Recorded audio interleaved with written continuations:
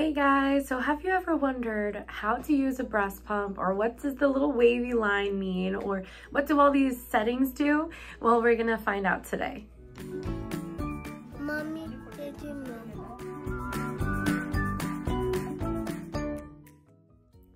So first off, you have to think for yourself.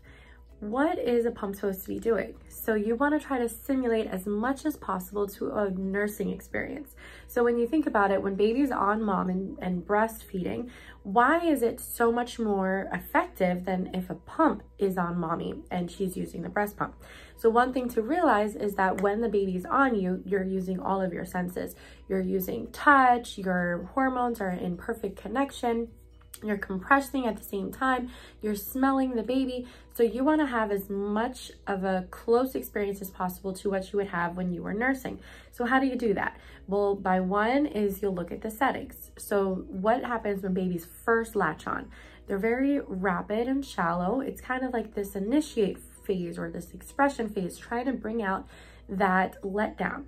So that's when you'll see that you'll turn the pump on and it'll first be kind of rapid and shallow, just like the baby. Then after some time, you start to get a little bit of that letdown. Now for everybody, it's a little different. It can be as quick as a few seconds and can even take a few minutes. So you see what works for your body. So for me, it's like 30, 45 seconds. And then I'll switch from that rapid and shallow kind of initiate, expressive, let's try to get my milk supply going, to that deep, slower suction. Now for me, personally, I think that if you have like the rapid and shallow for a good 30, 45 seconds, then you switch to that deep, nice suction and have that letdown phase. That's what you're gonna notice the bulk of your milk supply coming out. So what you'll wanna do is you'll think to yourself, all right, do I have a delayed letdown? Do I have to wait longer? Some people might have to even be 2 minutes with that fast and rapid. So you think to yourself, what normally happens when the baby's on? If you are an exclusive pumper, then you try to look at your breasts as well and kind of figure, all right, how long does it normally take for me to get a letdown? You'll have those kind of two main phases, the rapid and shallow, let's initiate that milk supply. And then you'll also have that kind of deep, slower suctions. What you'll notice as well is that babies pause when they're on the breast. So sometimes some pumps even have those little moments of pausing. A lot of times the hospital grade pumps even will have those pause moments as well, or you can even have that in your pump as well and program that in.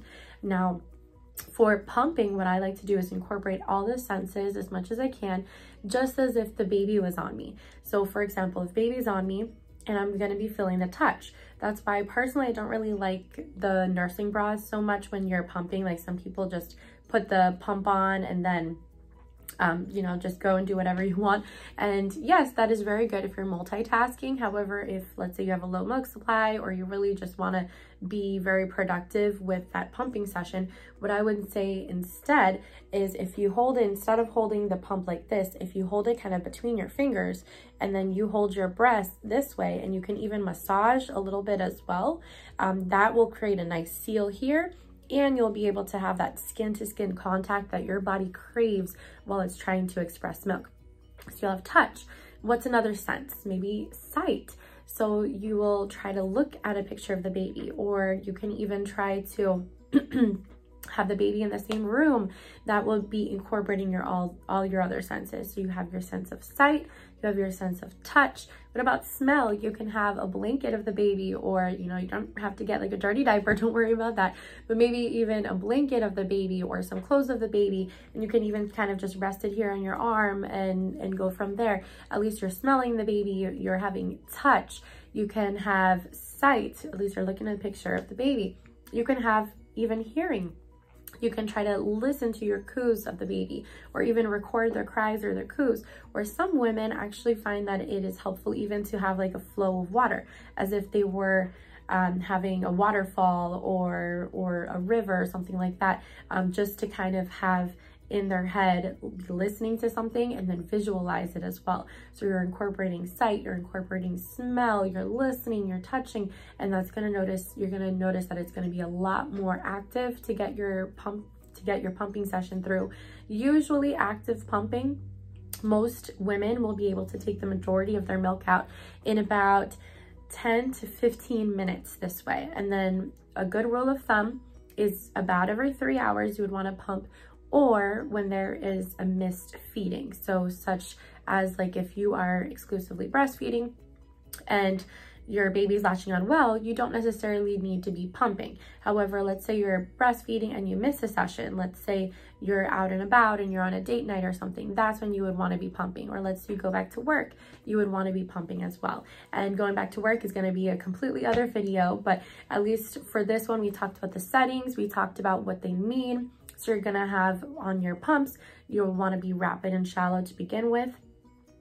Then once you start getting that let down, you're going to be more deeper sections. And then there's no right or wrong for like how fast, how deep. It's whatever is comfortable for you. So for some women, it might be more intense than others. It's just whatever you feel comfortable with, that as it's sectioning, you're not in pain. And that really is the key of it.